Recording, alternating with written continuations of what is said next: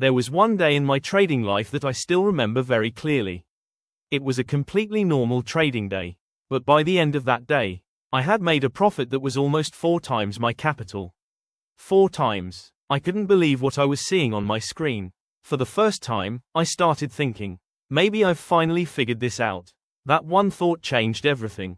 The next day, I came back to the market with a completely different mindset. I was no longer the same trader.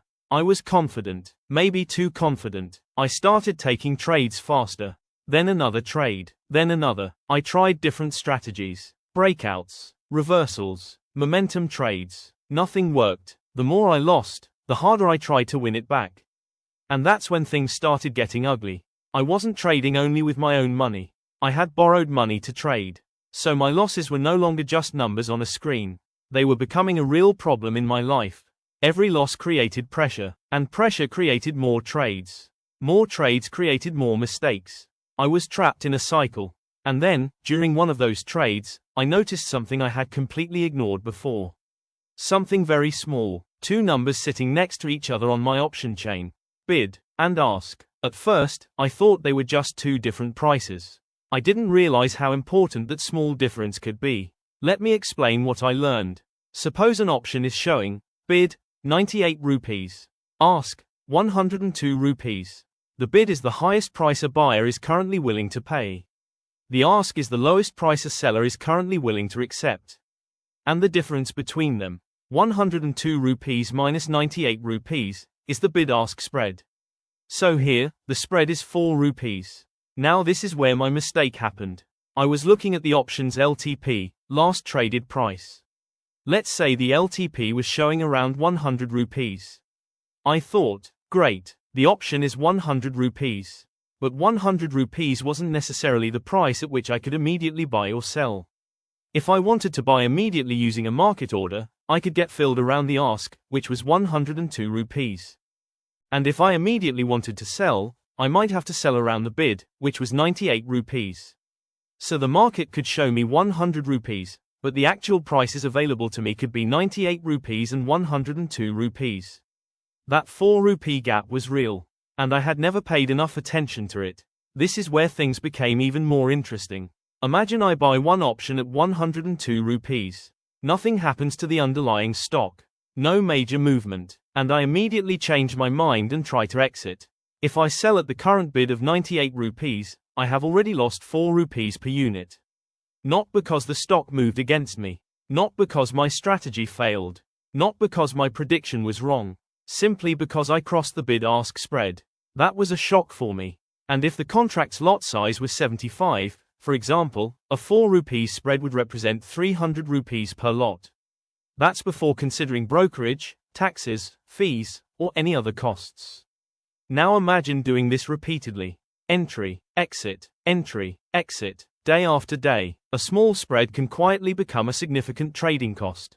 And this is why liquidity became extremely important to me. A liquid option generally has many active buyers and sellers, and the bid and ask tend to be closer together. An illiquid option can have a much wider spread. The wider the spread, the more careful I have to be about entering and exiting. The OCC also points out that tight bid-ask spreads are an important characteristic of liquid options, while wide spreads can make execution more difficult. But there was another mistake I was making. I was using market orders when I wanted to enter quickly. I thought speed was everything. If I saw my setup, I wanted the trade immediately, so I would hit buy. But a market order generally seeks immediate execution, which can mean buying around the available ask or selling around the available bid. That can increase slippage, especially when the spread is wide. Today, before entering an option trade, I look at something very simple. I don't just look at the chart. I open the option chain. I check the bid. I check the ask. Then I calculate, ask minus bid equals spread. For example, bid 98 rupees. Ask 102 rupees. Spread 4 rupees. Then I ask myself, am I comfortable paying this much to get into this trade? If the answer is no, I don't force the trade. I also stopped assuming that a low-priced option is automatically cheap. An option trading at 20 rupees can have a terrible spread. And an option trading at 200 rupees can sometimes have a much tighter spread. The number on the option is not enough.